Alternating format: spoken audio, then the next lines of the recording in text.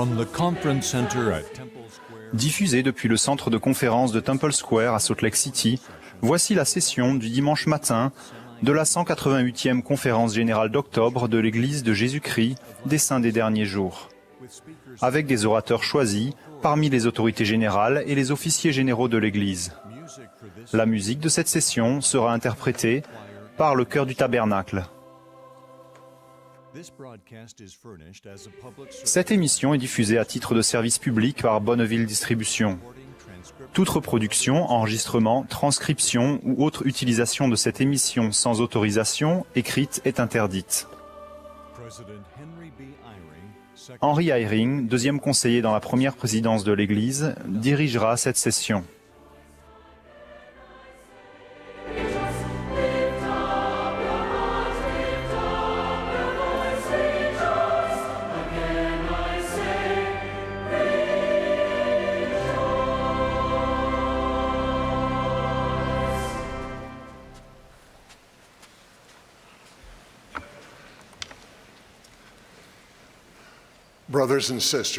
Mes frères et sœurs, nous vous souhaitons la bienvenue à la session du dimanche matin de la 188e conférence générale d'octobre de l'Église de Jésus-Christ des Saints des derniers jours. Le président Nelson, qui préside la conférence, m'a demandé de diriger cette session. Nous adressons une très fraternelle bienvenue aux personnes du monde entier qui suivent cette session à la radio, à la télévision, sur l'Internet ou par satellite. Nous saluons la présence des autorités générales et officiers généraux qui assistent à cette conférence ce matin. La musique de cette session sera interprétée par le chœur du Tabernacle sous la direction de Mac Wilberg avec Richard Elliott et Andrew Unsworth à l'orgue. Le chœur a ouvert cette réunion en chantant « Hosanna au grand roi » et interprétera à présent « Sauveur d'Israël ». Alan Parker, qui a été nommé autorité générale émérite hier après-midi, fera ensuite la prière d'ouverture. Le chœur chantera ensuite « Bien choisir ».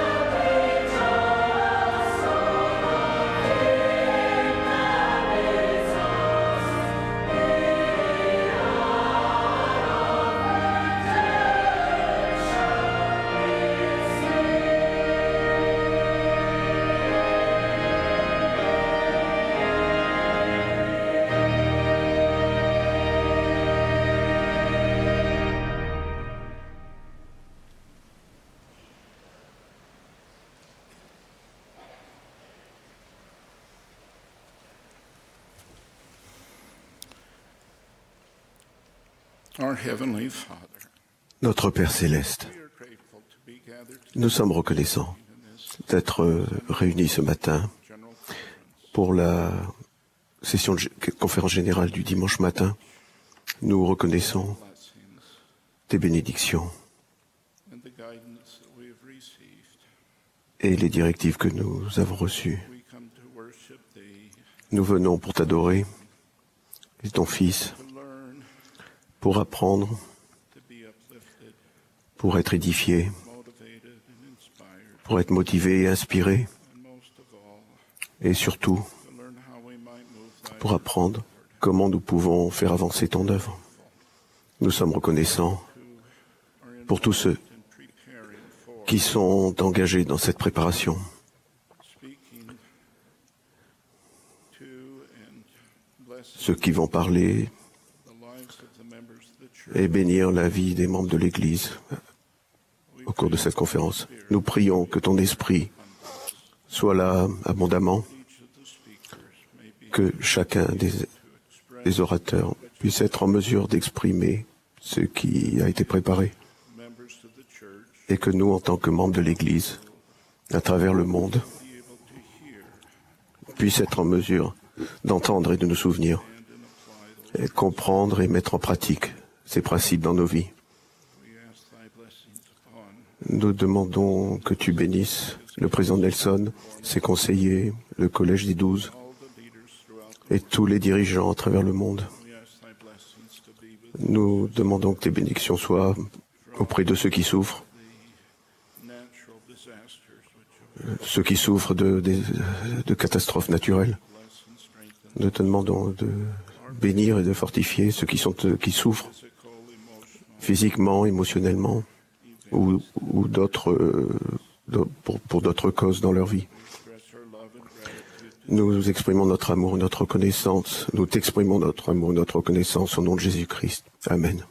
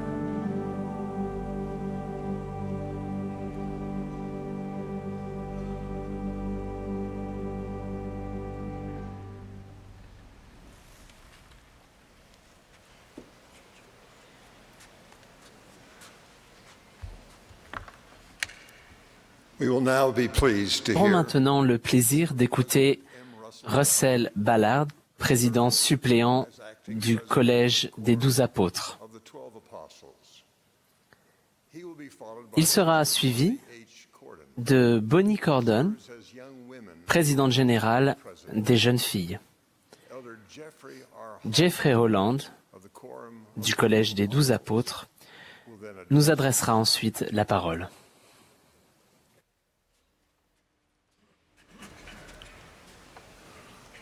My brothers and sisters, Mes frères et sœurs, j'avais préparé mon discours quelque temps avant le décès de ma chère épouse Barbara.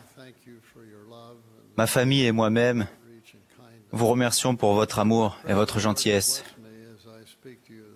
Je prie le Seigneur de me bénir pendant que je vous adresse la parole ce matin. En octobre 1918, il y a 100 ans, Joseph F. Smith reçut une vision glorieuse. Après près de 65 ans de service dévoué au Seigneur dans l'Église de Jésus-Christ des Saints des derniers jours, et quelques semaines seulement avant sa mort, le 19 novembre 1918, il était assis dans sa chambre, méditant sur le sacrifice expiatoire du Christ et lisant la description de l'apôtre Pierre du ministère du Sauveur dans le monde des esprits après sa crucifixion. Il écrit, je cite, « Tandis que je lisais, je fus profondément impressionné. Tandis que je méditais sur ces choses, les yeux de mon intelligence s'ouvrirent.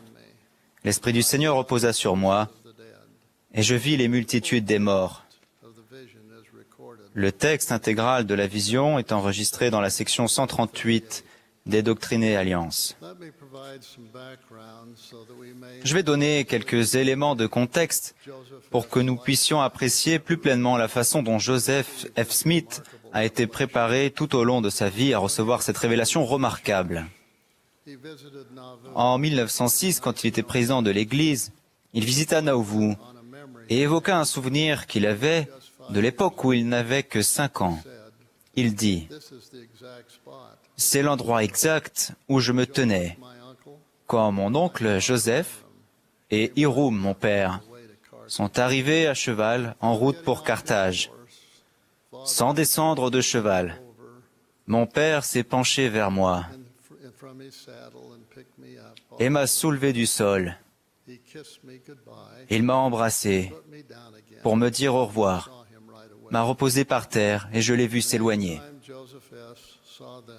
La prochaine fois que Joseph F. Smith les vit, sa mère, Mary Fielding, le souleva pour qu'il voie les martyrs allongés côte à côte, après leur brutal assassinat dans la prison de Carthage, le 27 juin 1844. 2 ans plus tard, Joseph F. Smith quitta son foyer de Nauvoo pour se rendre à Winter Quarters,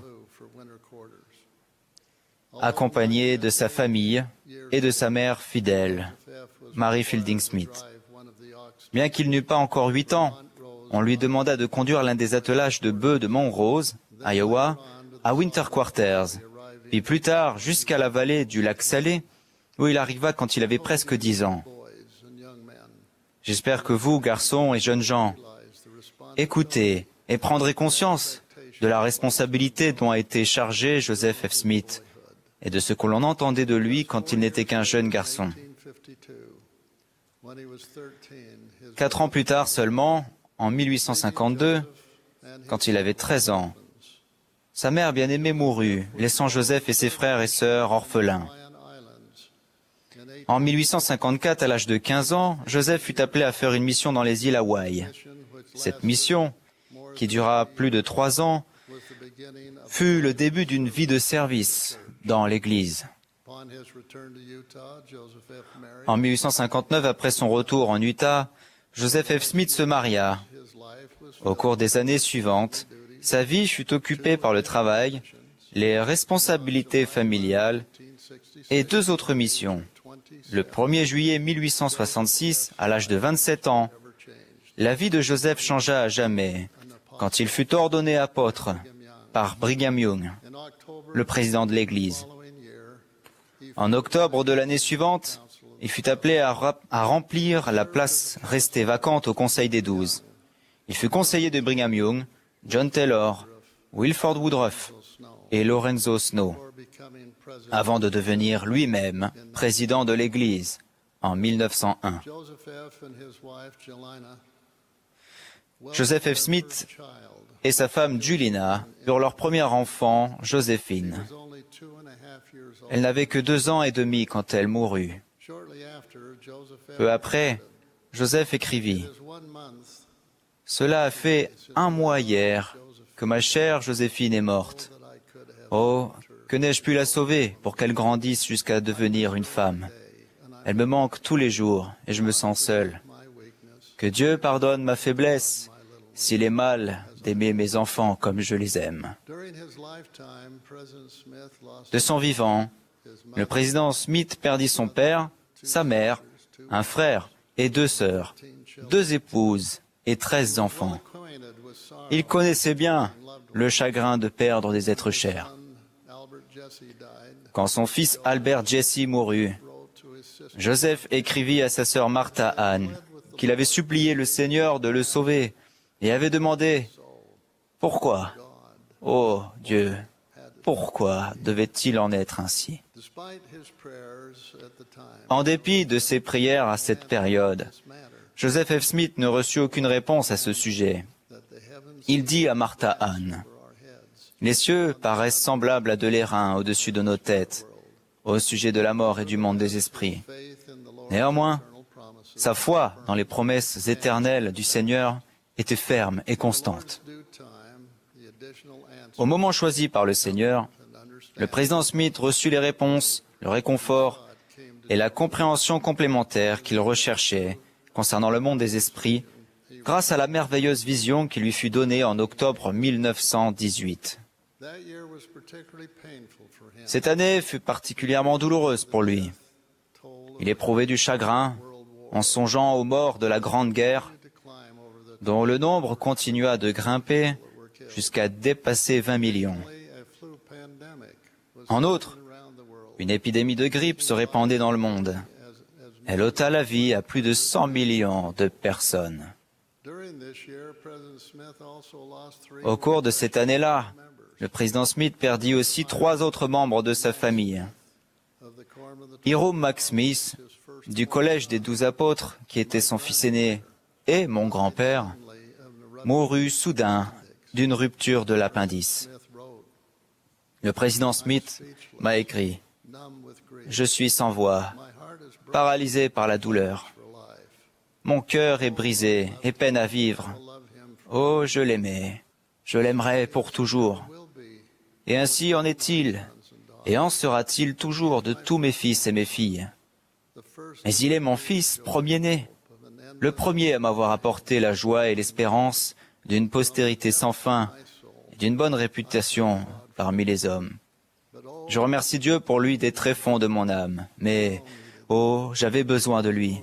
Nous avions tous besoin de lui. Il était tellement utile à l'Église. Et maintenant, oh, que faire? Oh, que Dieu me vienne en aide. Le mois suivant, Alonzo Kessler, gendre du président Smith, mourut dans un tragique accident. Le président Smith écrivit dans son journal « Cet accident mortel, le plus terrible et le plus déchirant qui soit, a de nouveau jeté un voile de tristesse sur toute ma famille. » 7 mois plus tard, en septembre 1918, Ida Bowman Smith, bru du président Smith et ma grand-mère, mourut après avoir donné naissance à son 5e enfant, mon oncle Hiram. Et c'est ainsi que le 3 octobre 1918, ayant éprouvé un immense chagrin suite à la mort de millions de personnes, des effets de la guerre et de la maladie, et au décès des membres de sa famille, le président Smith reçut la révélation divine appelée la vision de la rédemption des morts. Il fit allusion à cette révélation le lendemain, lors de la session d'ouverture de la conférence générale d'octobre.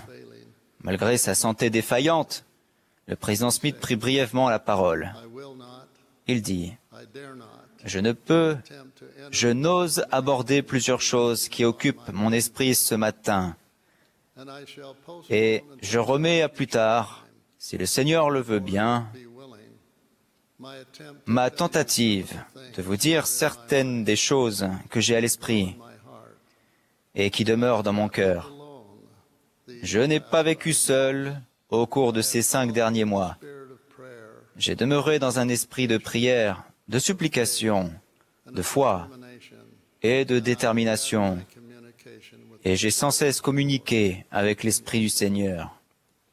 the revelation he received on October 3rd La révélation reçue le 3 octobre le consola answers to et lui donna la réponse à beaucoup de ses questions. can be Nous pouvons, nous aussi, être consolés et en apprendre davantage concernant notre avenir die and go to the spirit world quand studying this nous, ainsi que ceux que nous aimons, mourrons significant et irons dans le monde des esprits en étudiant cette révélation et en méditant sur son importance quant à la façon dont nous vivons chaque jour. the Savior's visit to the Entre autres choses que le président Smith a vues, il y avait la visite du Sauveur aux fidèles dans le monde des esprits après sa mort sur la croix.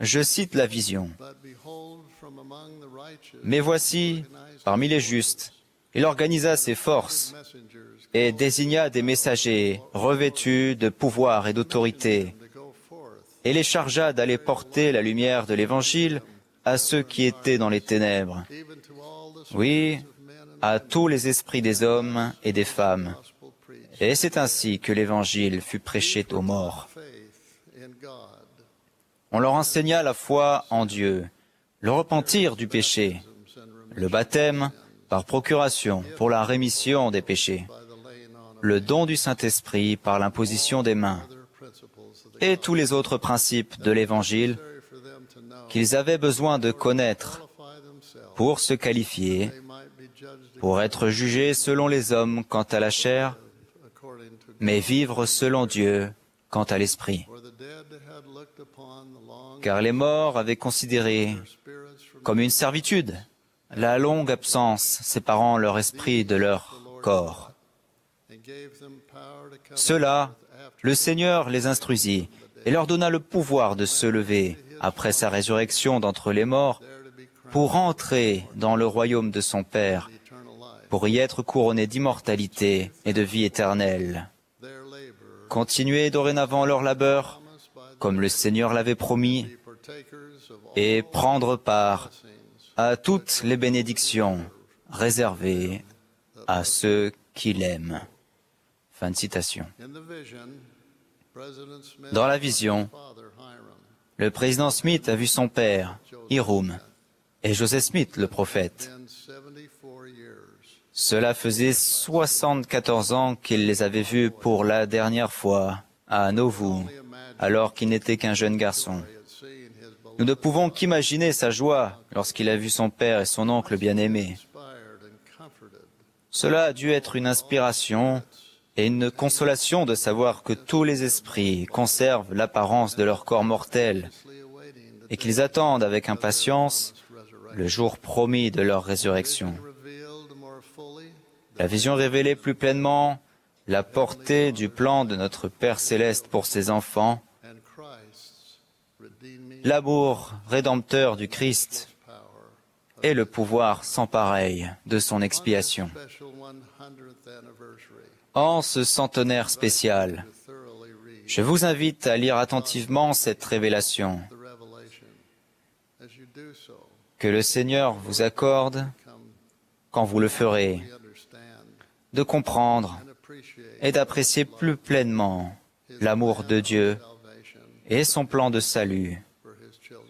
et de bonheur pour ses enfants. Testify that the vision President Je Joseph témoigne Smith received, que la vision que Joseph F. Smith a reçue est vraie. every person can read it Je rends témoignage to know it is true. qu'en la lisant, chacun peut savoir qu'elle est vraie. Do not receive this knowledge in this life. Il ne fait pas de doute que les personnes qui ne reçoivent pas cette connaissance dans cette vie apprendront qu'elle est vraie When they quand elles arriveront dans le monde des esprits. arrive in the spirit world, there Là, all will love Tous aimeront et loueront Dieu et le Seigneur Jésus-Christ pour le merveilleux plan du salut et pour la bénédiction de la résurrection promise, quand le corps et l'esprit seront de nouveau réunis pour ne plus jamais être séparés.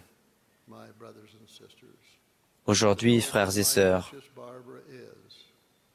combien je suis reconnaissant de savoir où est ma chère Barbara et que nous serons de nouveau ensemble avec notre famille pour toute l'éternité.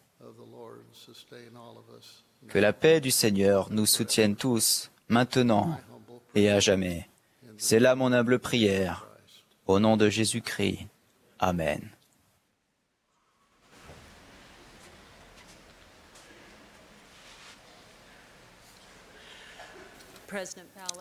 Président Ballard, nous vous aimons et nous prions pour votre famille. Il y a un an, un enfant de la primaire que j'ai rencontré au Chili m'a fait sourire. Il m'a dit « Bonjour, je m'appelle David. Est-ce que vous pouvez parler de moi à la conférence générale ?» Dans des moments de tranquillité, j'ai médité sur la demande inattendue de David. Nous voulons tous qu'on nous remarque. Nous voulons être importants, ne pas être oubliés et nous sentir aimés. Frères et sœurs, chacun de vous est important, même si l'on ne parle pas de vous à la conférence générale. Le Sauveur se souvient de vous et vous aime. Si vous vous demandez si c'est vrai, il vous suffit de vous rappeler qu'il vous a gravé sur ses mains. Sachant que le Seigneur nous aime, nous pourrions alors nous demander quel est le meilleur moyen de lui montrer notre amour pour lui. Le Sauveur demande à Pierre, « M'aimes-tu » Pierre répond, « Oui, Seigneur, tu sais que je t'aime. » Jésus lui dit, « Paix, mes agneaux. » Lorsque cette question lui fut posée une deuxième et une troisième fois, « M'aimes-tu » Pierre fut attristé, mais il confirma son amour. « Seigneur, tu sais toutes choses, tu sais que je t'aime. » Jésus lui dit, « Paix mes brebis. » Est-ce que Pierre n'avait pas déjà prouvé qu'il était un disciple aimant du Christ? Dès leur première rencontre au bord de la mer, il a aussitôt abandonné ses filets pour suivre le Sauveur. Pierre était devenu un véritable pêcheur d'hommes. Il avait accompagné le Sauveur au cours de son ministère terrestre et avait participé à l'enseignement de l'Évangile. Mais à présent, le Seigneur ressuscité savait qu'il n'allait plus être à ses côtés pour lui montrer comment et quand servir.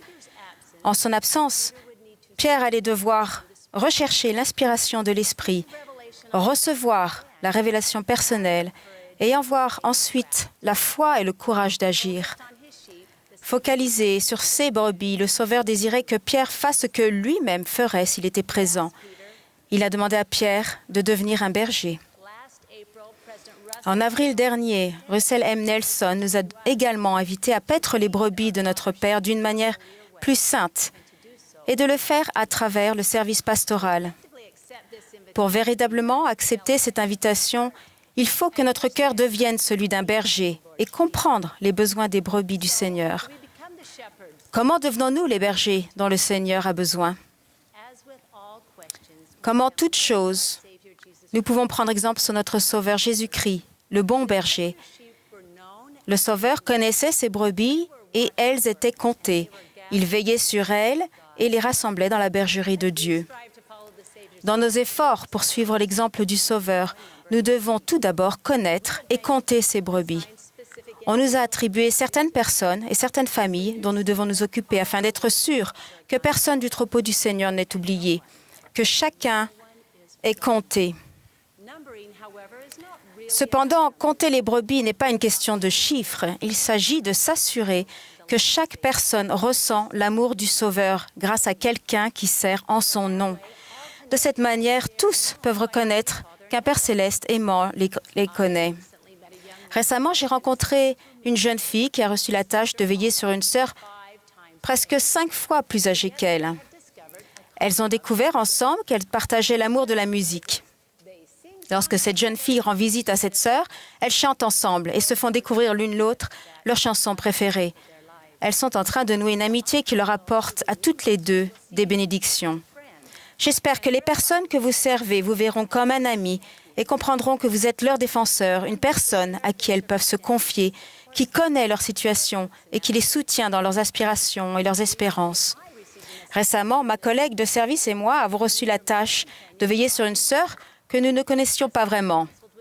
Tandis que Jess, ma collègue de service pastorale âgée de 16 ans, et moi tenions conseil, elle a sagement proposé que nous devions faire sa connaissance. Immédiatement, nous avons décidé qu'un selfie et un petit message étaient une bonne idée. J'ai tenu le téléphone et Jess a appuyé sur le bouton pour prendre la photo. Notre première occasion de participer au service pastoral a été une action conjointe. Lors de notre première visite, nous avons demandé à notre sœur s'il y avait quelque chose que nous pouvions inclure dans nos prières en sa faveur. Elle nous a parlé d'une épreuve qu'elle traversait et a accepté volontiers que nous prions pour elle. Son honnêteté et sa confiance ont aussitôt créé un lien d'amour. Quelle merveilleuse bénédiction de se souvenir d'elle dans mes prières quotidiennes. En priant, vous ressentirez l'amour de Jésus-Christ pour les personnes que vous servez. Communiquez-leur cet amour. Y a-t-il une meilleure façon de paître ses brebis que de les aider à ressentir son amour par votre intermédiaire? Le deuxième moyen qui nous permet d'avoir un cœur de berger est de veiller sur ses brebis. En tant que membres de l'Église de Jésus-Christ des Saints des Derniers Jours, nous pouvons déplacer, restaurer, réparer et reconstruire pratiquement tout. Nous sommes prompts à aider aux besoins des autres en apportant notre aide ou une assiette de biscuits. Mais pouvons-nous faire plus? Nos brebis savent-elles que nous veillons sur elles avec amour et que nous agirons pour les aider? Dans Matthieu 25, nous lisons « Venez, vous qui êtes bénis de mon Père, prenez possession du royaume qui vous a été préparé. Car j'ai eu faim et vous m'avez donné à manger. J'ai eu soif et vous m'avez donné à boire. J'étais étranger et vous m'avez recueilli. » Les justes lui répondront, « Seigneur, quand avons-nous vu avoir faim et t'avons-nous donné à manger, ou avoir soif et t'avons-nous donné à boire? Quand avons-nous vu étranger et t'avons-nous recueilli? » Frères et sœurs, le mot-clé est le verbe « voir ». Les justes ont vu les personnes dans le besoin parce qu'ils observaient et faisaient attention. Nous pouvons, nous aussi, garder les yeux ouverts pour aider et réconforter les autres, célébrer leur succès et partager leurs rêves. Et en agissant, nous recevons la promesse rapportée dans Matthieu. Toutes les fois que vous avez fait ces choses à l'un de ces plus petits, c'est à moi que vous les avez faites. Un ami, que j'appellerai Jean, m'a raconté ce qui peut se passer lorsque nous voyons les besoins moins visibles d'une personne. Citation, « Une sœur de ma parole a fait une tentative de suicide. 2 mois après, j'ai découvert qu'aucun membre de mon collège n'était allé voir son mari pour parler de cette expérience traumatisante. Malheureusement, je n'avais rien fait non plus. Finalement, j'ai invité le mari à déjeuner. C'était quelqu'un d'assez réservé. Mais lorsque je lui ai dit « Ta femme a tenté de se suicider. Tu dois être bouleversé. Est-ce que tu veux en parler ?» Il s'est mis à pleurer. Nous avons eu une conversation émouvante qui nous a rapprochés d'une manière incroyable et a établi un rapport de confiance en quelques minutes. Jean a ajouté, « Je pense que nous avons tendance à apporter des gâteaux au lieu de réfléchir à la manière d'aborder ces moments avec honnêteté et amour. Il se peut que nos brebis souffrent, qu'elles soient perdues ou qu'elles se soient égarées délibérément. Nous, leurs bergers, pouvons faire partie des premières personnes à voir leurs besoins. Nous pouvons écouter et aimer sans porter de jugement et apporter de l'espoir et une aide avec l'aide du Saint-Esprit. Frères et sœurs, il y a plus d'espérance et de joie dans le monde grâce aux gestes de gentillesse inspirés que vous accomplissez. Si vous demandez au Seigneur de vous aider à savoir comment transmettre son amour et à voir les besoins des personnes que vous servez, vos yeux seront ouverts. Votre tâche sacrée de service pastoral vous donne le droit divin de recevoir l'inspiration. Vous pouvez la rechercher en toute confiance. Troisièmement, nous voulons que nos brebis soient rassemblées dans la bergerie de Dieu. Pour ce faire, nous devons savoir où elles se situent sur le chemin des alliances et être prêts à les accompagner dans leur parcours de foi. Nous avons la bénédiction sacrée d'apprendre à connaître leur cœur et de les orienter vers le Sauveur. Sœur Joséphine des Fidji avait du mal à voir littéralement comment progresser sur le chemin des alliances. Son amie a vu qu'elle avait un problème de vue qui l'empêchait de lire les Écritures. Elle lui a donné de nouvelles lunettes de lecture et un crayon de couleur pour souligner le nom de Jésus-Christ chaque fois qu'elle le trouvait dans le livre de Mormon. Ce qui n'était qu'un simple désir de servir et d'aider quelqu'un dans son étude des Écritures a conduit Sœur Joséphine à aller au temple pour la première fois, 28 ans après son baptême. Que nos brebis soient fortes ou faibles, joyeuses ou angoissées, nous pouvons nous assurer que personne ne marche seul. Nous pouvons les aimer, quel que soit leur niveau de spiritualité, et leur apporter notre soutien et nos encouragements pour les aider à aller de l'avant.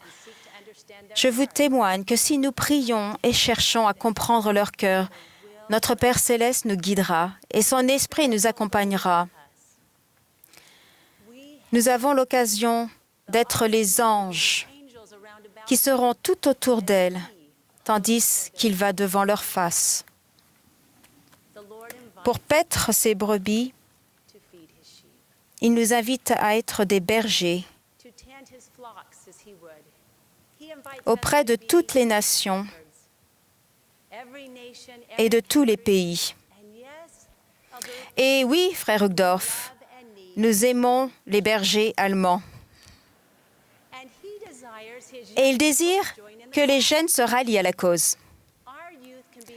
Nos jeunes peuvent être nos bergers les plus forts. Comme le président Nelson l'a dit, ils sont les meilleurs que les seigneurs aient jamais envoyés sur cette terre. Ce sont des esprits nobles, nos meilleurs joueurs qui suivent le Sauveur. Pouvez-vous imaginer la force que ces bergers apporteront en prenant soin de ces brebis? En servant aux côtés des jeunes, nous sommes témoins de miracles. Jeunes filles et jeunes gens, nous avons besoin de vous. Si vous n'avez pas d'affectation de service pastoral, parlez-en à votre président de la société de secours ou à votre président de collège des anciens. Ils se réjouiront de votre désir de vous assurer que ces brebis sont connues, comptées, protégées et rassemblées dans la bergerie de Dieu. Je prie pour que le jour où nous nous agenouillerons aux pieds de notre Sauveur bien-aimé, après avoir fait paître son troupeau, nous puissions répondre comme Pierre, « Oui, Seigneur, tu sais que je t'aime. Tes brebis sont aimées et en sécurité. Elles sont de retour à la maison. Au nom de Jésus-Christ. Amen. »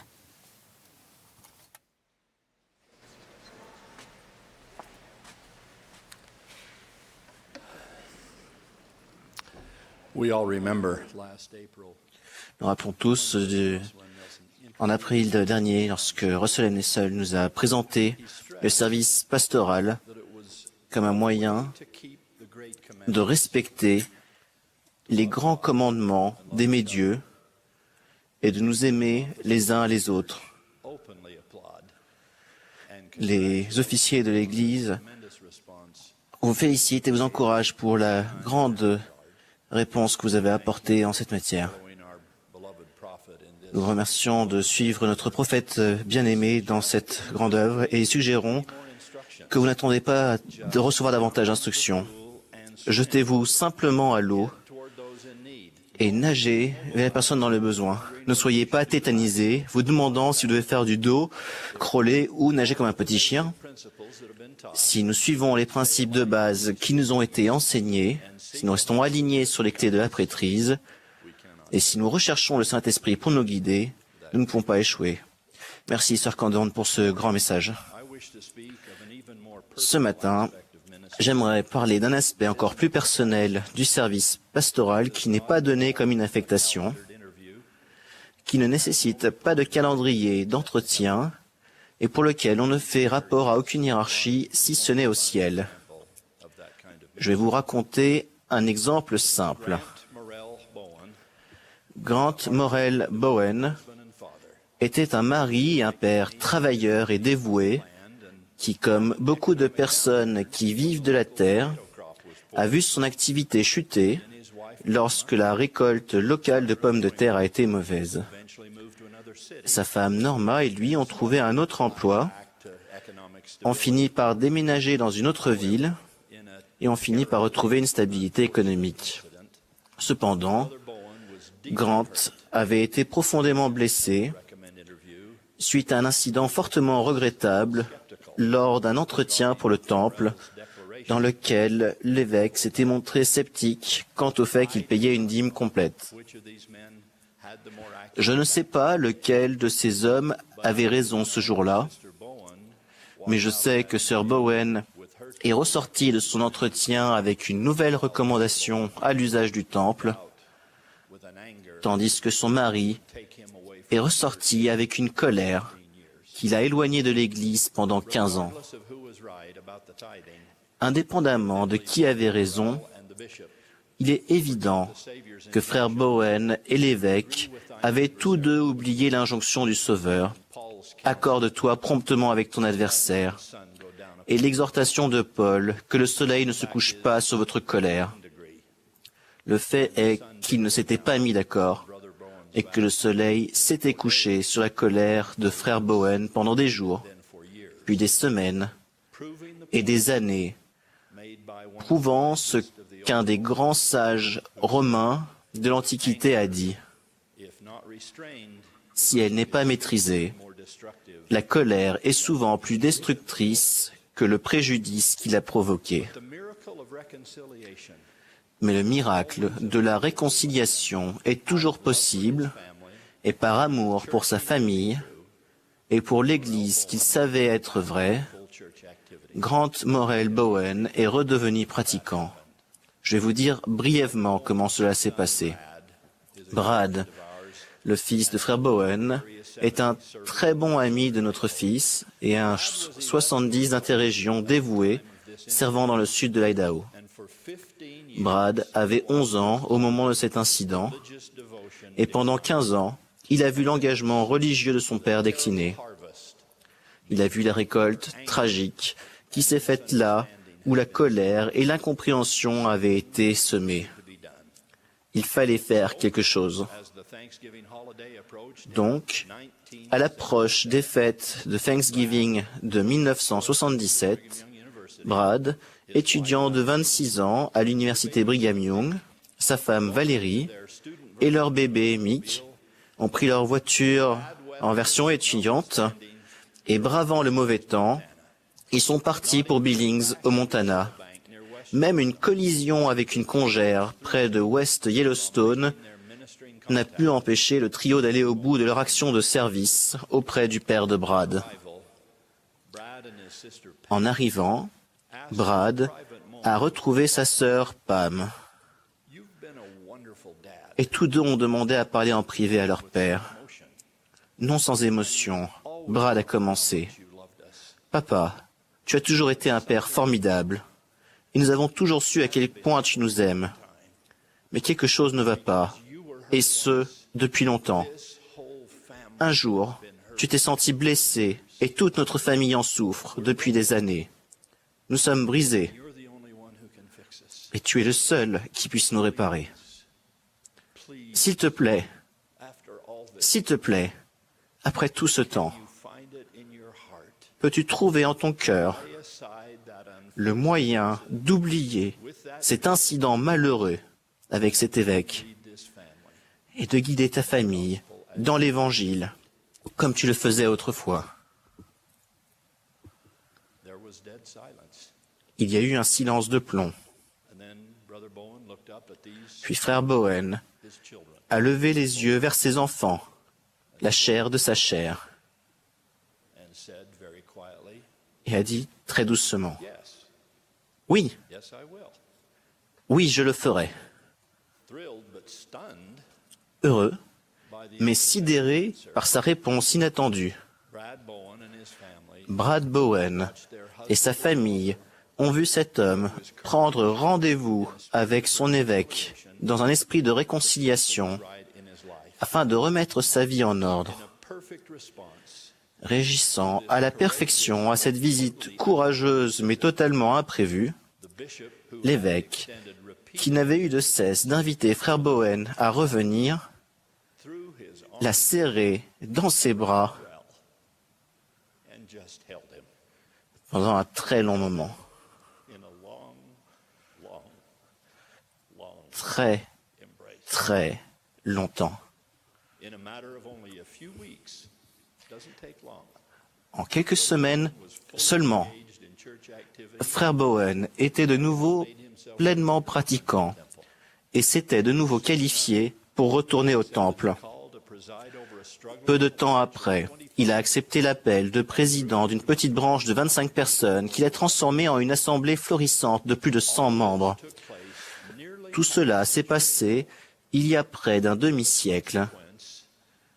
Mais les conséquences de la supplication qu'un fils et une fille ont faite à leur père et la disposition de ce père à pardonner et à aller de l'avant en dépit des imperfections des autres, a suscité des bénédictions que la famille Bowen reçoit encore aujourd'hui.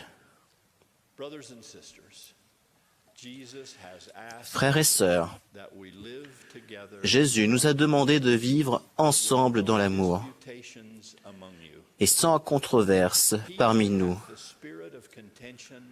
Il a dit aux Néphites, « Celui qui a l'esprit de querelle n'est pas de moi. » En effet, notre relation avec le Christ sera déterminée ou affectée en grande partie par la relation que nous aurons les uns envers les autres.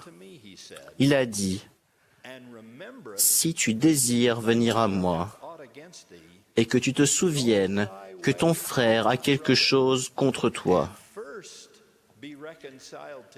va trouver ton frère et réconcilie-toi d'abord avec lui. Et ensuite, viens à moi d'un cœur pleinement résolu, et je te recevrai. » Chacun de nous peut certainement citer une série sans fin d'anciennes blessures, de chagrins et de souvenirs douloureux du passé qui, aujourd'hui encore, rongent la paix dans le cœur de quelqu'un, d'une famille ou d'un quartier, que nous soyons l'auteur ou la victime de cette souffrance. Ces blessures doivent être soignées pour que la vie puisse être aussi enrichissante que ce à quoi Dieu la destine. Ces vieux griefs, comme la nourriture dans votre réfrigérateur que vos petits-enfants vérifient soigneusement pour vous, ont dépassé depuis longtemps leur date de péremption. Je vous supplie de ne plus leur accorder de place si précieuse dans votre âme. Comme l'a dit Prospero au malheureux Alonso dans La Tempête, ne chargeons pas nos souvenirs du poids du passé. Dans le sermon sur la montagne, le Christ a enseigné « Absolvez, et vous serez absous ». Et à notre époque, moi le Seigneur, je pardonne à qui je veux pardonner, mais de vous, il est requis de pardonner à tous les hommes. Cependant, il est important que ceux d'entre vous qui sont angoissés notent bien ce qu'il n'a pas dit. Il n'a pas dit « Vous ne devez pas ressentir de douleur véritable ou de réelle tristesse à cause des expériences douloureuses que quelqu'un d'autre vous a fait subir. » Il ne dit pas non plus « Pour pardonner complètement, vous devez retourner dans une relation toxique ou des circonstances violentes et destructrices. » Mais malgré les offenses les plus terribles qui peuvent nous être faites, nous ne pouvons nous élever au-dessus de notre douleur que si nous posons le pied sur le chemin de la guérison véritable.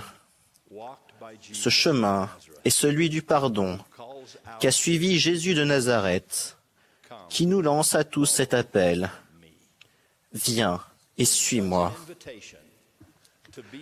Dans son invitation à être ses disciples et à essayer de faire comme lui, Jésus nous demande d'être des instruments de sa grâce, d'être, comme Paul l'a dit dans Corinthiens, des ambassadeurs pour Christ dans le ministère de la réconciliation.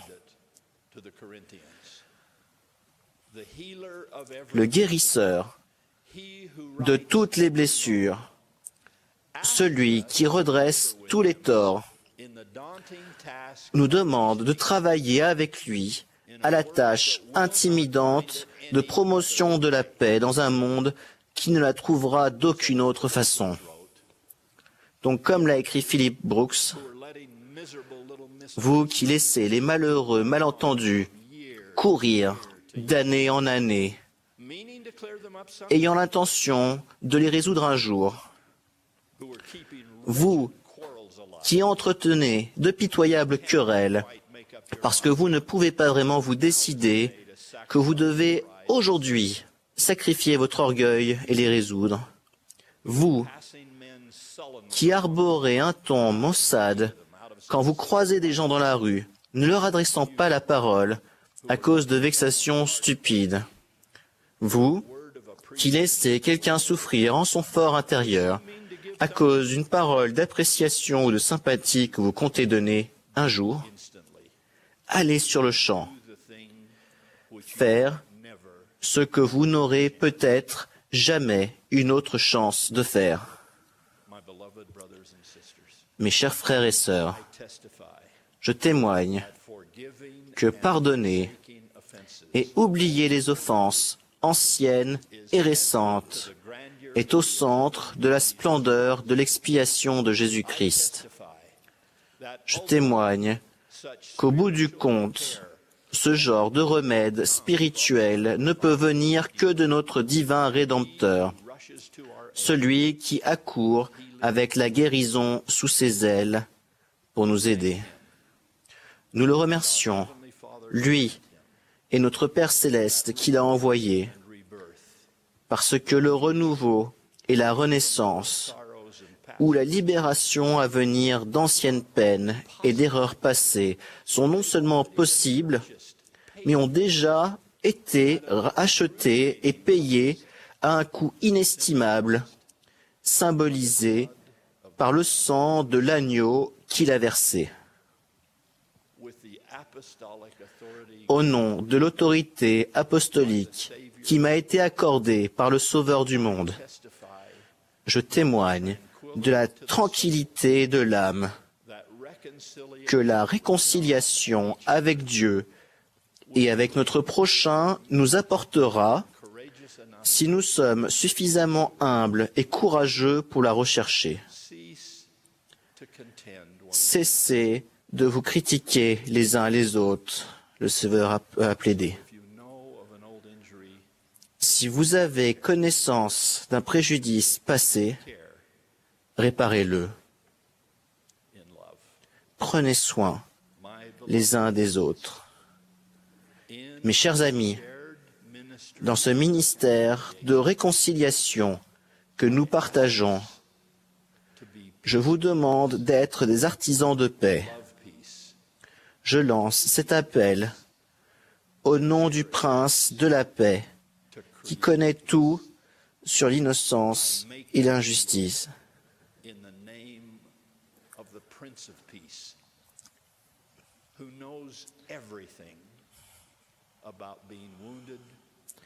Et il sait tout à propos d'être blessé dans la maison de ses amis, mais qui trouve cependant la force de pardonner et d'oublier, et le fera toujours, et pour être heureux. Je prie pour cela, pour vous et pour moi, au nom du Seigneur Jésus-Christ. Amen.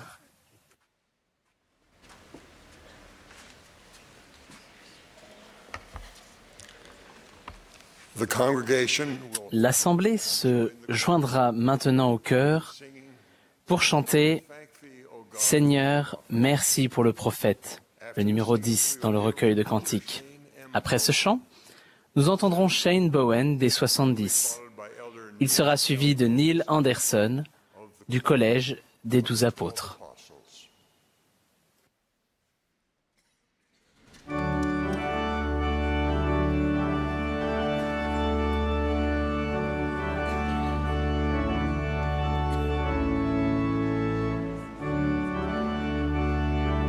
This is the 188th Semi-Annual General Conference of The Church of Jesus Christ of Latter-day Saints.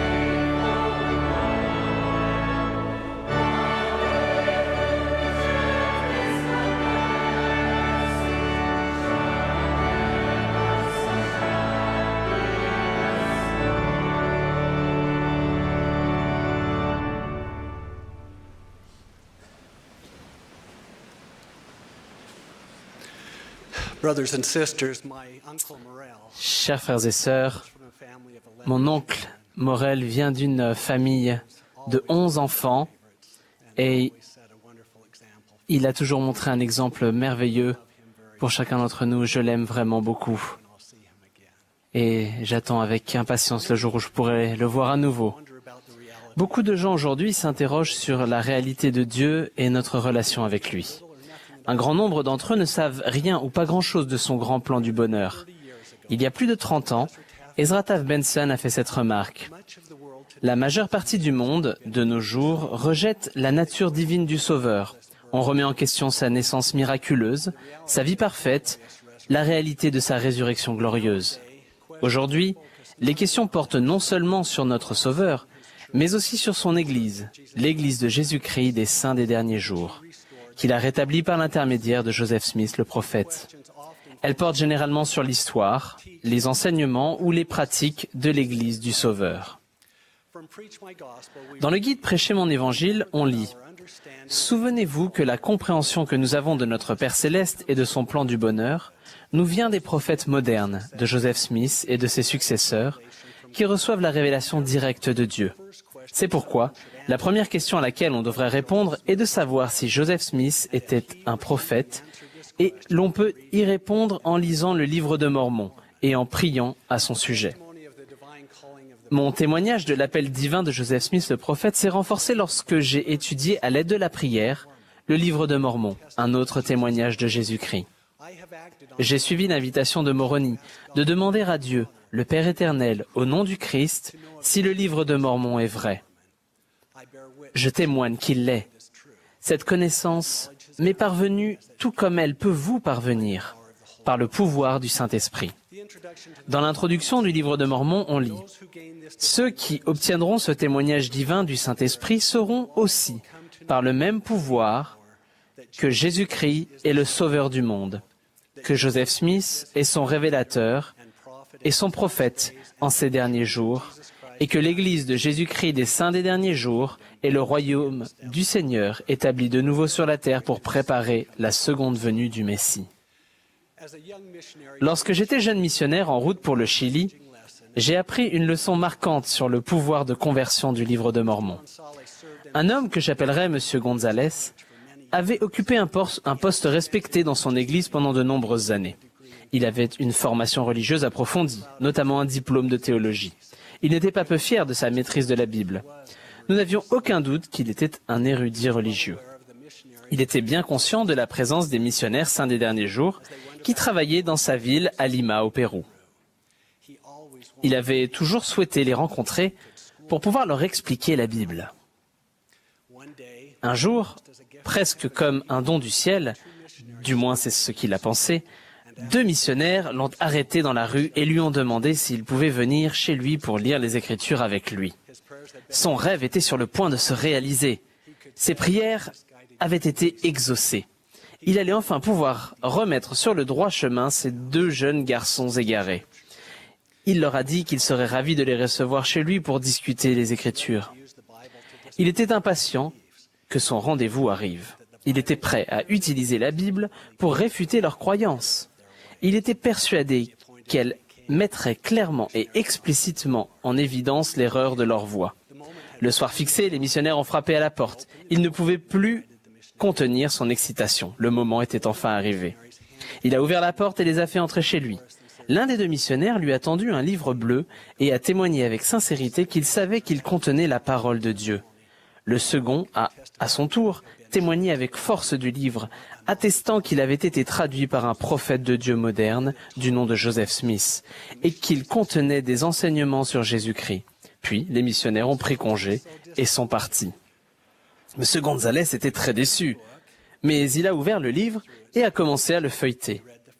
Il a lu la première page, puis il a lu page après page, sans s'arrêter jusqu'au lendemain, tard dans l'après-midi. Il a lu le livre en entier et a su qu'il était vrai. Il a su ce qu'il devait faire. Il a téléphoné aux missionnaires, a suivi les leçons et a renoncé à la vie qu'il avait menée pour devenir membre de l'Église de Jésus-Christ des saints des derniers jours. Cet homme bon était mon instructeur au centre de formation des missionnaires de Provo. L'histoire de la conversion de frère Gonzalez et la puissance du livre de Mormon m'ont profondément marqué. Quand je suis arrivé au Chili, mon président de mission, Royden G. Glade, nous a demandé de lire chaque semaine le témoignage de Joseph Smith, le prophète rapporté dans Joseph Smith Histoire. Il nous a enseigné qu'il y aurait un lien direct entre le témoignage de la première vision et notre propre témoignage de l'Évangile et du livre de Mormon. J'ai pris son invitation au sérieux. J'ai lu les récits de la première vision. J'ai lu le livre de Mormon. J'ai prié comme Moroni le recommande et j'ai demandé à Dieu, le Père éternel, au nom du Christ, si le livre de Mormon est vrai. Je témoigne aujourd'hui que je sais que, comme Joseph Smith le prophète l'a déclaré, le livre de Mormon est le plus correct de tous les livres de la terre et la clé de voûte de notre religion, et qu'un homme se rapprochera davantage de Dieu en suivant les préceptes que par n'importe quel autre livre. Joseph le prophète a également déclaré « Enlevez le livre de Mormon et les révélations, et où est notre religion? Nous n'en avons pas. » Quand nous comprenons mieux qui nous sommes et les objectifs du livre de Mormon, notre conversion devient plus profonde et plus certaine. Notre engagement de respecter les alliances que nous avons contractées avec Dieu est renforcé. L'un des principaux objectifs du livre de Mormon est de rassembler Israël dispersé. Ce rassemblement donne à tous les enfants de Dieu la possibilité d'entrer sur le chemin des alliances et, s'ils honorent ces alliances, de retourner en présence du Père. Lorsque nous enseignons le repentir et baptisons des convertis, nous rassemblons Israël. Le livre de Mormon contient 108 références à la maison d'Israël. Au début du livre de Mormon, Néphi a enseigné « Car tout mon dessein est de persuader les hommes de venir au Dieu d'Abraham et au Dieu d'Isaac et au Dieu de Jacob et d'être sauvés. » le Dieu d'Abraham, d'Isaac et de Jacob est Jésus-Christ, le Dieu de l'Ancien Testament. Nous sommes sauvés si nous allons au Christ en mettant en pratique son évangile. Plus tard, Néphi a écrit « Oui, effectivement, mon père parla beaucoup des gentils et aussi de la maison d'Israël, disant qu'on devait la comparer à un olivier dont les branches seraient rompues et dispersées sur toute la surface de la terre. Et lorsque la maison d'Israël aurait été dispersée, elle serait de nouveau rassemblée.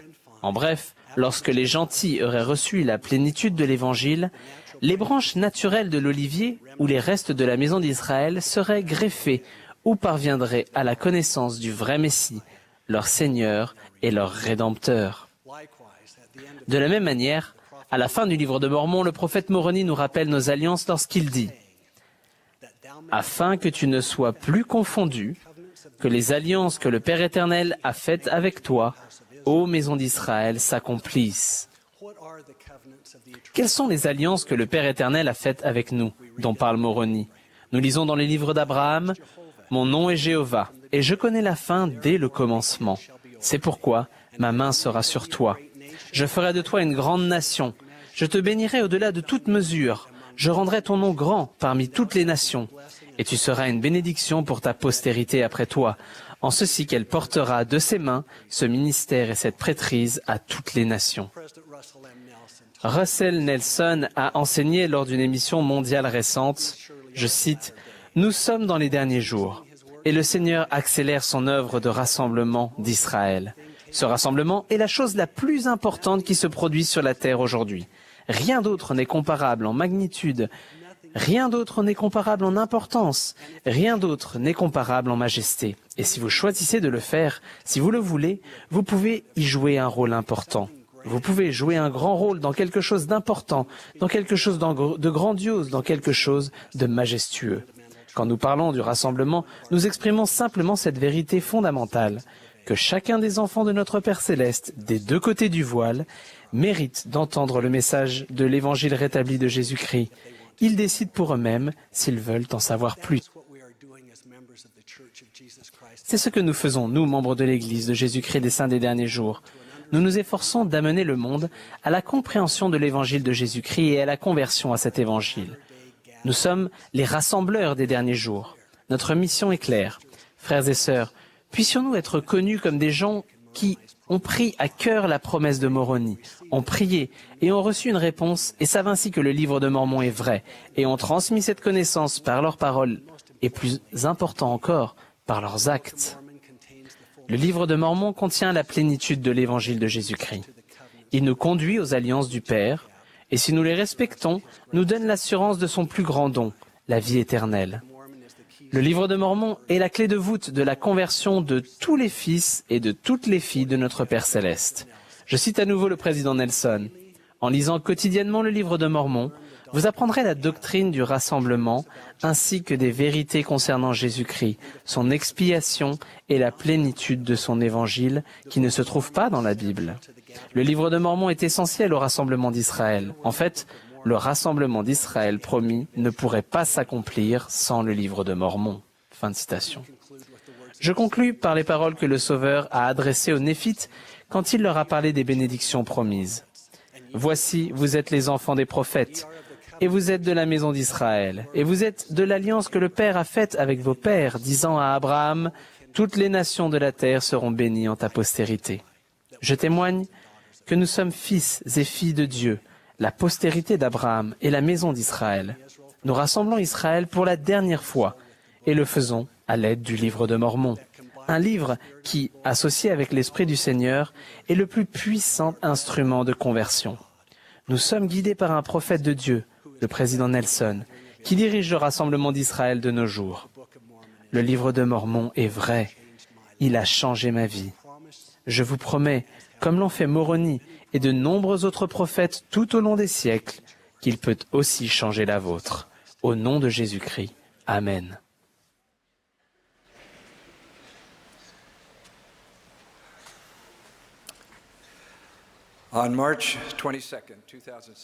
Le 22 mars 2016, peu avant 8 heures du matin, 2 bombes posées par des terroristes ont explosé dans l'aéroport de Bruxelles. Les frères missionnaires Norby, Wells et MP accompagnaient Sœur Klein qui devait prendre un vol pour se rendre dans sa mission à Cleveland aux États-Unis. 32 personnes ont été tuées et tous les missionnaires ont été blessés. C'est Richard Norby, âgé de 66 ans, en mission avec sa femme Pam, qu'il a été le plus grièvement. En repensant à ce moment, frère Norby a raconté « J'ai instantanément su ce qui se passait. J'ai essayé de courir, me mettre à l'abri, mais je suis immédiatement tombé. J'ai vu que ma jambe gauche était gravement blessée. J'ai remarqué de la suie qui pendait de mes mains, presque comme des toiles d'araignée. J'ai tiré dessus doucement, mais je me suis rendu compte que ce n'était pas de la suie, mais de la peau brûlée. Ma chemise blanche rougissait à cause d'une blessure que j'avais au dos. À mesure que j'ai pris conscience de ce qui venait d'arriver, une pensée s'est imposée à moi.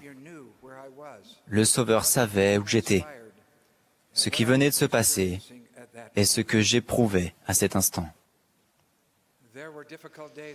Les jours qui ont suivi ont été difficiles pour Richard Norby et sa femme Pam. Il a été plongé dans un coma artificiel, a subi des interventions chirurgicales, des infections et ressenti une grande incertitude. Il a survécu, mais sa vie ne sera plus jamais la même. 2 ans et demi plus tard, le processus de guérison se poursuit toujours. Un appareil orthopédique remplace la partie manquante de sa jambe et aucun de ses pas n'est comme avant ce jour dans l'aéroport de Bruxelles. Pourquoi une telle chose a-t-elle pu arriver à Richard et Pam Norby? Ils étaient fidèles à leur alliance et avant cette mission, ils en avaient fait une en Côte d'Ivoire et avaient élevé de merveilleux enfants. On pourrait légitimement dire, ce n'est pas juste, ce n'est tout simplement pas juste. Ils étaient en train de donner leur vie pour l'évangile de Jésus-Christ. Comment est-ce possible? Bien que dans les détails, elles puissent varier, les tragédies, les épreuves inattendues, physiques et spirituelles, nous arrivent à tous. En effet, telle est la condition mortelle. En réfléchissant aux orateurs de cette session de conférence, je me suis rendu compte que 2 d'entre eux ont vu des enfants et 3 des petits-enfants retourner prématurément dans leur foyer céleste. Aucun n'a été épargné par la maladie et la tristesse. Et, comme nous en avons parlé cette semaine même, Barbara Ballard, un ange qui vivait sur la terre et que nous aimons, est passé paisiblement de l'autre côté du voile. Nous n'oublierons jamais le témoignage rendu par le président Ballard ce matin. Nous recherchons le bonheur, nous aspirons à la paix, nous espérons l'amour, et le Seigneur déverse sur nous une incroyable abondance de bénédictions. Cependant, une chose est sûre, vous connaîtrez, mêlés à la joie et au bonheur, des moments, des heures, des jours et parfois des années où votre âme sera blessée.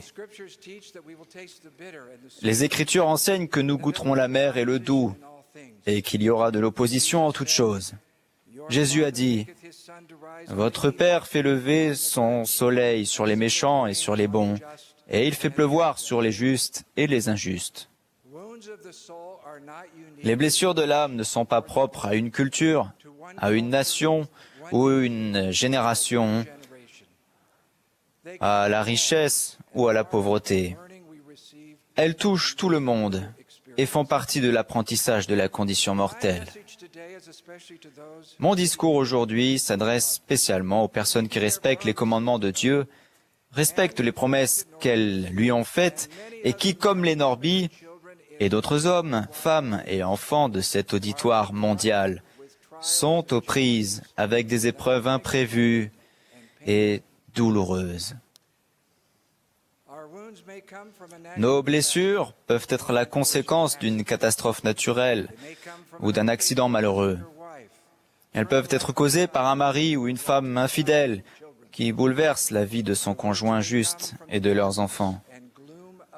Les blessures peuvent provenir de l'obscurité, de la tristesse, d'une dépression d'une maladie inattendue, de la douleur, de la perte prématurée d'un être cher, du chagrin de voir un membre de sa famille renier sa foi, de la solitude, d'une vie sans conjoint éternel,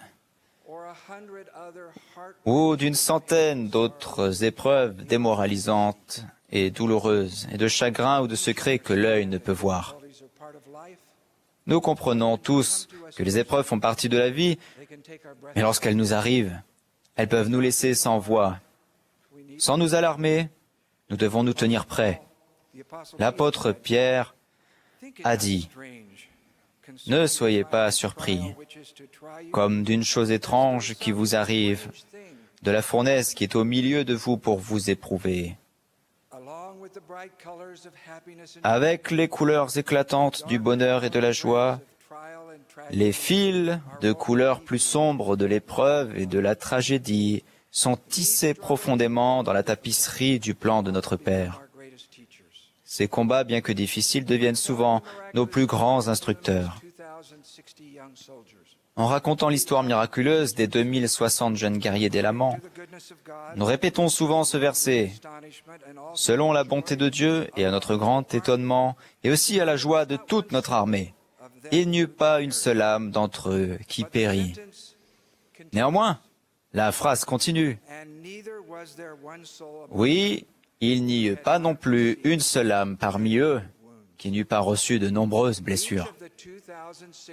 Chacun de ces 2060 jeunes guerriers reçut de nombreuses blessures, et chacun de nous sera blessé dans la bataille de la vie, physiquement, spirituellement, ou les deux. N'abandonnez jamais, quelle que soit la profondeur des blessures de votre âme, quelle que soit leur source, quel que soit le lieu ou le moment où elles se produisent, et quelle que soit leur durée, vous n'êtes pas censés périr spirituellement. Vous êtes censés survivre spirituellement et progresser dans votre foi et votre confiance en Dieu. Dieu n'a pas créé notre esprit pour qu'il soit indépendant de lui. Notre Seigneur et Sauveur Jésus-Christ, par le don incommensurable de son expiation, non seulement nous sauve de la mort, et si nous nous repentons, nous pardonne nos péchés, mais il est aussi prêt à nous sauver des chagrins et des souffrances de notre âme blessée. Le Sauveur est le bon Samaritain, envoyé pour guérir ceux qui ont le cœur brisé. Il vient vers nous quand d'autres nous ignorent. Avec compassion, il enduit nos blessures de baume guérisseur et les panse. Il nous porte. Il se soucie de nous. Il nous invite à venir à lui afin de nous guérir. Et Jésus subira des souffrances et des afflictions et des tentations de toute espèce, et cela afin de prendre sur lui les souffrances et les maladies de son peuple, en prenant sur lui nos infirmités avec miséricorde. Vous qui souffrez, venez, venez, ô Dieu de grâce. Il veut vous pardonner et vous bénir. Parlez-lui du danger qui vous menace. Si grands soient nos maux, il peut les guérir. À l'un des moments les plus douloureux de la vie de Joseph, le prophète, le Seigneur lui a dit, « Toutes ces choses te donneront de l'expérience et seront pour ton bien. » Comment des blessures douloureuses peuvent-elles être pour notre bien? Dans le creuset des épreuves terrestres, restez patient et ferme. Le pouvoir guérisseur du Sauveur vous apportera lumière, compréhension, paix et espérance. Priez de tout votre cœur. Affermissez votre foi en Jésus-Christ, en sa réalité et en sa grâce. Accrochez-vous à ces paroles. Ma grâce te suffit, car ma puissance s'accomplit dans la faiblesse. Souvenez-vous, le repentir est un remède spirituel puissant. Gardez les commandements. Soyez dignes du Consolateur. Et souvenez-vous que le Sauveur a promis qu'il ne nous laisserait pas orphelins et qu'il viendrait à nous. La paix du temple est un baume apaisant pour l'âme blessée. Retournez à la maison du Seigneur avec des noms de vos ancêtres le plus fréquemment possible. Le temple projette notre bref passage dans la condition mortelle sur le grand écran de l'éternité.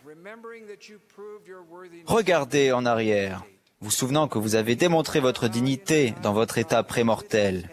Vous êtes un enfant vaillant de Dieu, et avec son aide, vous pouvez triompher dans les batailles de ce monde déchu. Vous l'avez fait avant, vous pouvez le refaire. Regardez vers l'avant. Vos ennuis et vos chagrins sont très réels, mais ils ne dureront pas éternellement. La nuit sombre finira, car le Fils est effectivement ressuscité, avec la guérison dans ses ailes.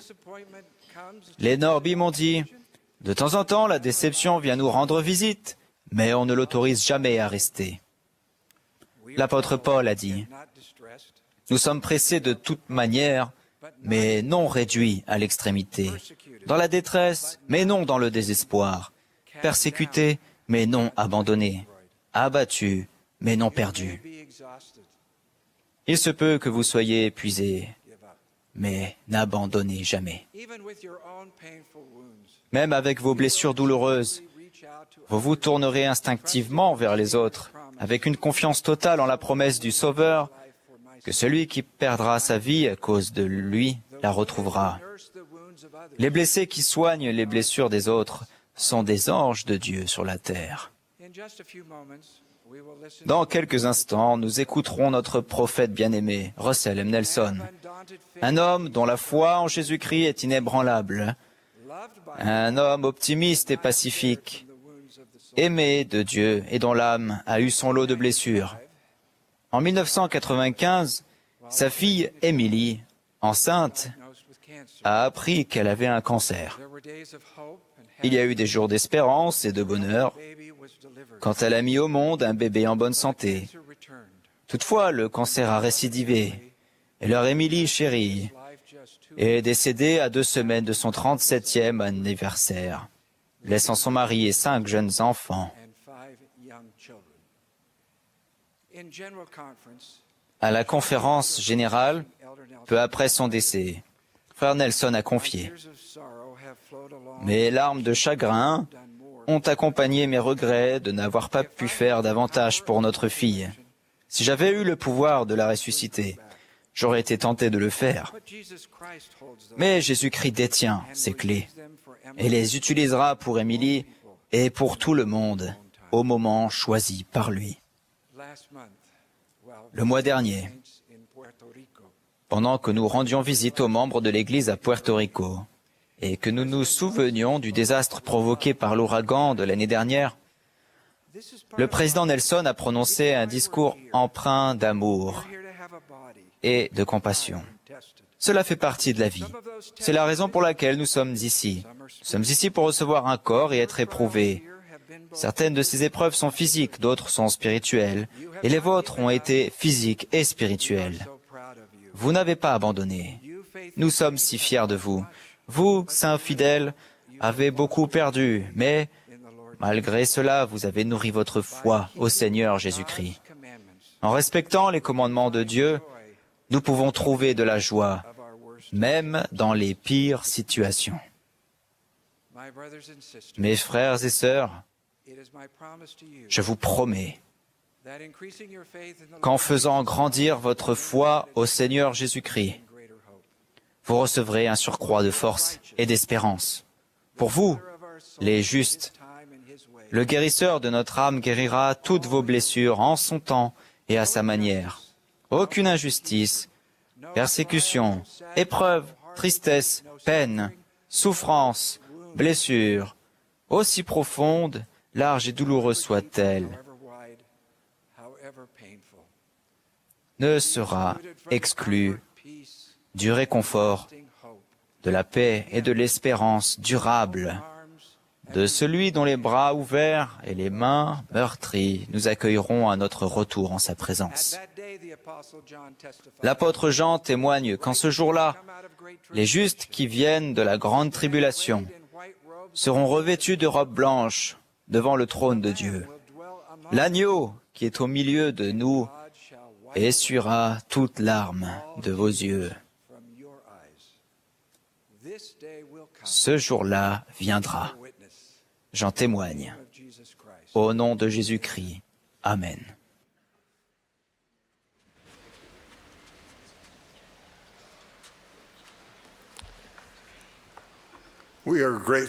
Nous remercions les orateurs qui se sont adressés à nous jusqu'à présent et le chœur du tabernacle pour la belle musique qu'il a interprétée ce matin.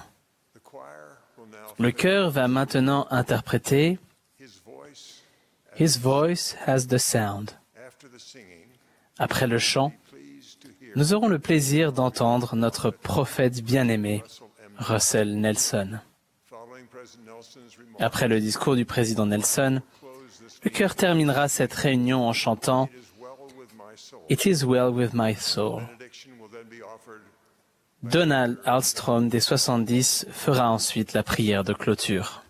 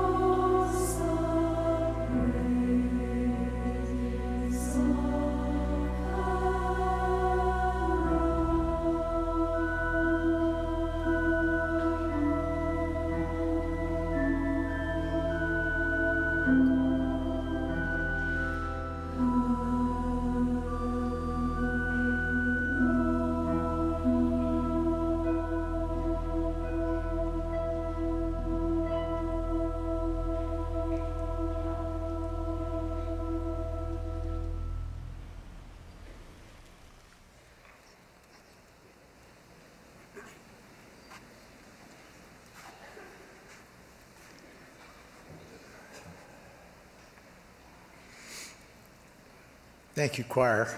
Merci, chœur.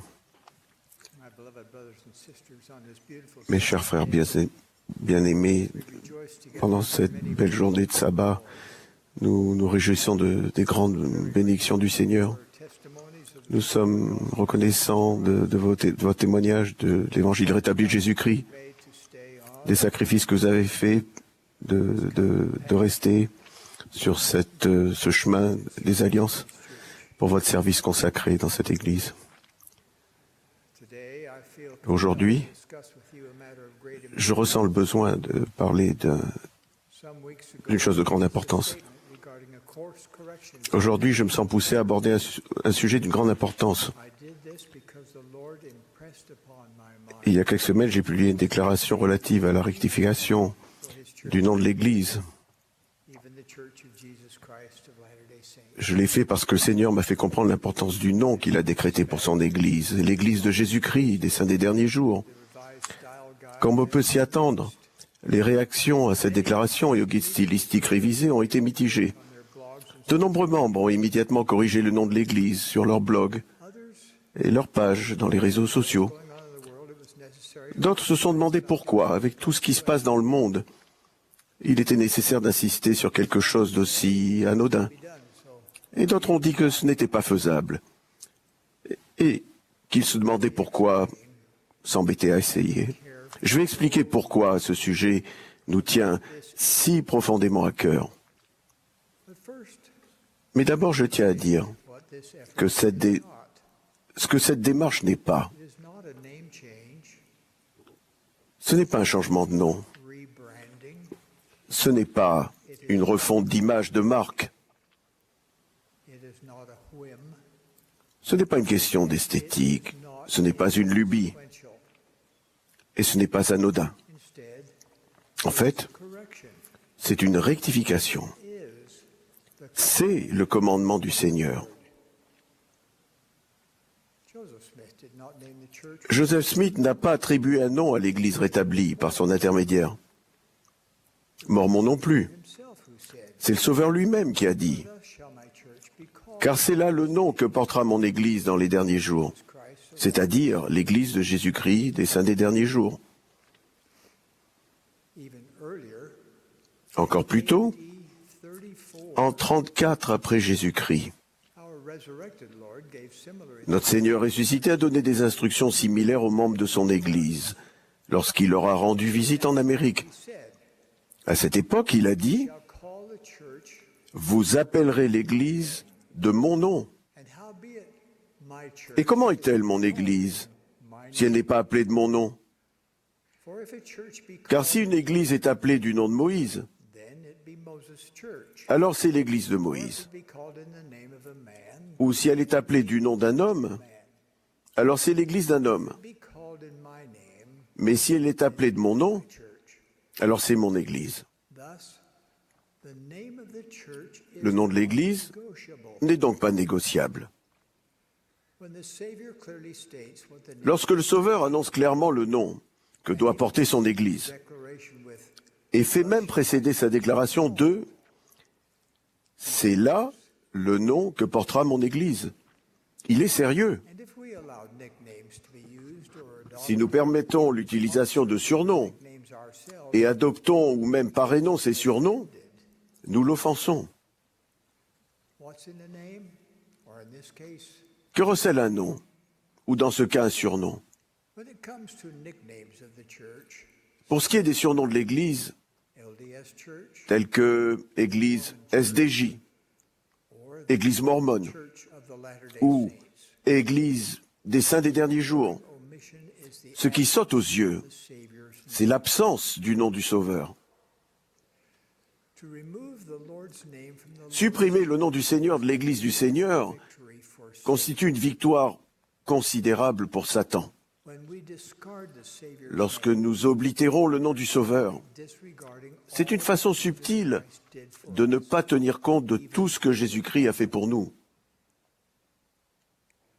c'est-à-dire son expiation. Réfléchissons-y de son point de vue. Dans la vie prémortelle, il était Jéhovah, le Dieu de l'Ancien Testament. Sous la direction de son Père, il a été le créateur de ce monde, ainsi que d'autres. Il a choisi de se soumettre à la volonté de son Père et de faire pour tous les enfants de Dieu ce que personne d'autre ne pouvait faire. Il a condescendu à venir ici-bas, en qualité de fils unique du Père dans la chair. On l'a injurié, raillé, humilié. On a craché sur lui et on l'a flagellé. Dans le jardin de Gethsémané, le Sauveur a pris sur lui chaque douleur, chaque péché et toute l'angoisse et la souffrance jamais éprouvées par vous et moi et toutes les personnes qui ont jamais vécu ou vivront jamais. Sous le poids de ce fardeau insoutenable, il a saigné à chaque pore. Toute cette souffrance s'est intensifiée lorsqu'on l'a cruellement cloué sur la croix du Calvaire.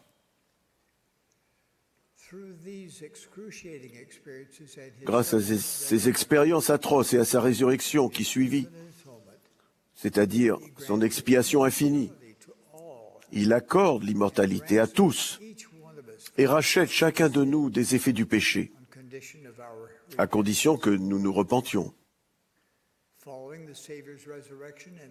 Après la résurrection du Sauveur et la mort de ses apôtres, le monde a plongé dans des siècles de ténèbres.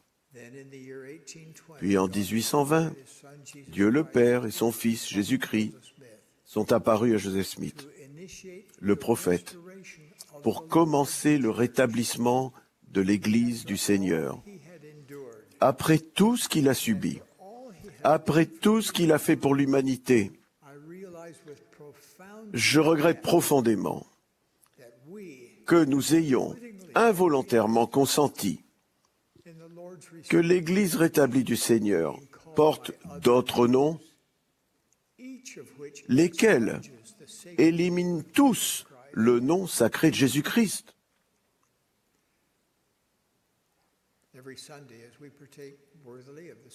Chaque dimanche, lorsque nous prenons dignement la Sainte Seine, nous renouvelons notre promesse sacrée à notre Père Céleste, d'être disposé à prendre sur nous le nom de son Fils, Jésus-Christ. Nous promettons de le suivre, de nous repentir, de respecter ses commandements et de nous souvenir toujours de lui. Lorsque nous omettons son nom de son Église, sommes-nous, par inadvertance, en train de ne plus faire de lui le point de mire de notre vie? Prendre sur nous le nom du Sauveur comprend déclarer et témoigner aux autres, par nos actes et nos paroles, que Jésus est le Christ. Avons-nous eu si peur d'offenser quelqu'un qui nous appelait Mormon, que nous avons omis de défendre le Sauveur lui-même en défendant le nom par lequel son Église est appelée? En tant que peuple et individuellement, pour avoir accès au pouvoir de l'expiation de Jésus-Christ, de nous purifier, de nous guérir, de nous fortifier, de nous magnifier, et finalement de nous exalter, nous devons clairement reconnaître qu'il est la source de ce pouvoir. Nous pouvons commencer par appeler son Église par le nom qu'il a décrété. Pour une grande partie du monde, l'Église du Seigneur est actuellement déguisée en Église mormone. Mais nous, membres de l'Église du Seigneur, nous savons qui est à sa tête, Jésus-Christ lui-même. Malheureusement, en entendant le terme « mormon », de nombreuses personnes risquent de penser que nous adorons Mormon. Il n'en est rien. Nous honorons et respectons ce grand prophète américain d'autrefois. Néanmoins, nous ne sommes pas les disciples de Mormon. Nous sommes les disciples du Seigneur. Dans les premiers temps de l'Église rétablie, les termes tels que « Église mormone » et « mormon » étaient souvent des insultes, des propos cruels et injurieux, conçus pour oblitérer la main de Dieu dans le rétablissement de l'Église de Jésus-Christ en ces derniers jours. Frères et sœurs, de nombreux arguments profanes se dressent contre l'idée de redonner à l'Église son nom correct. Dans le monde numérique d'aujourd'hui, où l'optimisation des moteurs de recherche nous permet à tous de trouver les renseignements dont nous avons besoin presque instantanément, y compris les renseignements relatifs à l'Église du Seigneur, les détracteurs disent qu'une rectification à ce stade est mal avisée. D'autres pensent que nous sommes tellement connus sous les noms de Mormons et Église mormone que nous devrions en tirer le meilleur parti possible. S'il était question de nommer une organisation créée par des hommes, ces arguments pourraient prévaloir. Mais pour cette question cruciale, nous nous tournons vers celui dont c'est l'Église et nous reconnaissons que ces voix ne sont pas et ne seront jamais celles des hommes. Si nous sommes patients et jouons bien notre rôle, le Seigneur nous guidera dans cette tâche importante. Après tout, nous savons que le Seigneur aide toutes les personnes qui s'efforcent de faire sa volonté, tout comme il a aidé Néphi à accomplir la tâche de construire un bateau pour traverser la mer. Nous veillerons à être courtois et patients dans nos efforts pour rectifier ces erreurs. Les médias sérieux seront favorables à notre demande.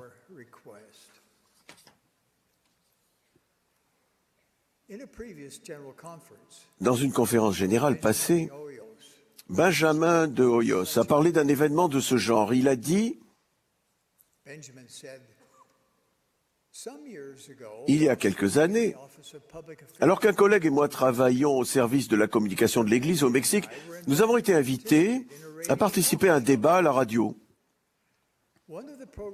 L'un des directeurs de l'émission nous a demandé « Pourquoi est-ce que l'Église a un nom aussi long ?» Mon collègue et moi avons souri à cette brillante question, puis nous avons commencé à expliquer que le nom de l'Église n'avait pas été choisi par l'homme, mais que le Sauveur l'avait révélé. Le directeur de l'émission répondit immédiatement et avec respect. Alors, nous le répéterons avec grand plaisir. Fin de citation. Ce récit est un modèle. Cela exigera un gros effort personnel après l'autre pour rectifier les erreurs qui se sont glissées au fil des années. Le reste du monde peut suivre notre exemple ou pas en nous appelant par le nom exact.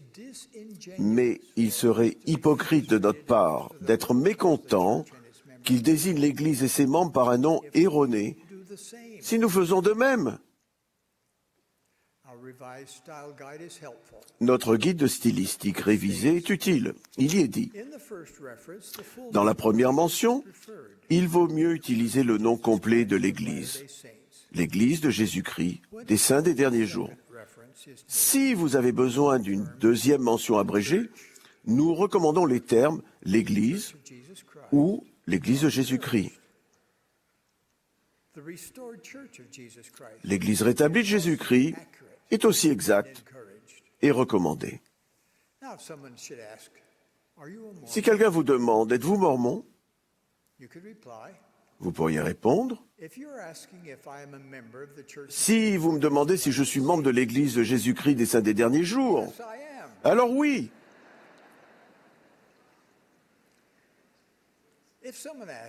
Si quelqu'un demande, êtes-vous Saint des Derniers Jours? Vous pourriez répondre, oui, je crois en Jésus-Christ et je suis membre de son Église rétablie. Mes chers frères et sœurs, je vous promets que si nous faisons notre mieux pour établir le nom exact de l'Église du Seigneur, il déversera son pouvoir et ses bénédictions sur la tête des saints des derniers jours, d'une manière telle qu'on n'en a jamais vu de pareil. Nous aurons la connaissance et le pouvoir de Dieu pour nous aider à apporter les bénédictions de l'Évangile rétabli de Jésus-Christ à toutes les nations, tribus, langues et peuples, et pour préparer le monde à la seconde venue du Sauveur. Alors, que recèle un nom? Pour ce qui est du nom de l'Église du Seigneur, la réponse est tout. Jésus-Christ nous a commandé d'appeler l'Église par son nom, parce que c'est son Église, remplie de son pouvoir. Je sais que Dieu vit. Jésus est le Christ. Il dirige son Église aujourd'hui. J'en témoigne au nom sacré de Jésus-Christ. Amen.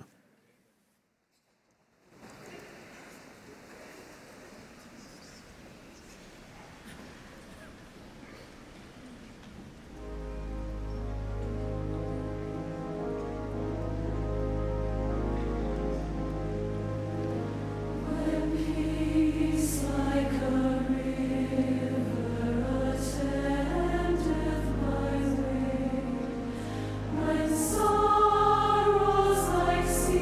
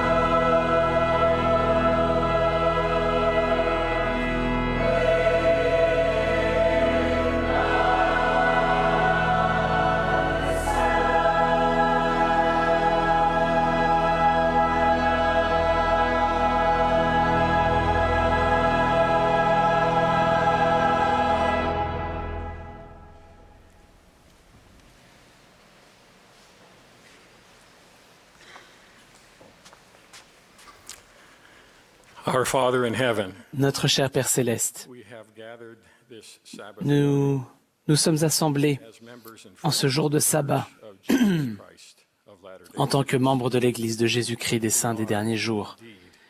Nous sommes Thank God for a prophet vraiment reconnaissants guides us in these pour notre prophète qui nous guide dans ces derniers jours, grateful for this season of reconnaissants revelation. pour cette période d'abondante révélation. With great blessing comes Et nous responsibility. comprenons Pray that each of us que de grandes responsabilités sont attachées à may have the ces bénédictions que nous recevons. Et nous te demandons de nous aider à nous tenir à la hauteur, not simply what we should do, but de nous aider à comprendre ce que nous devons faire et pourquoi nous devons le faire, comprendre la doctrine qui a été enseignée lors de cette conférence générale. Et as each of us follow it, alors que chacun d'entre nous suit ton Fils et toi, que nous puissions ainsi mériter la vie éternelle, nous te remercions, Père, pour l'autorité apostolique et pour le privilège que nous avons d'être bénis dans cette Église par la prêtrise now dismiss our de ton Fils et de toi. Et nous te contemplate and demandons de nous aider à méditer les choses qui nous ont été enseignées et que nous avons comprises aujourd'hui. Nous t'aimons, Père, nous aimons ton Fils et nous prions au nom Jesus Christ. de Jésus-Christ. Amen.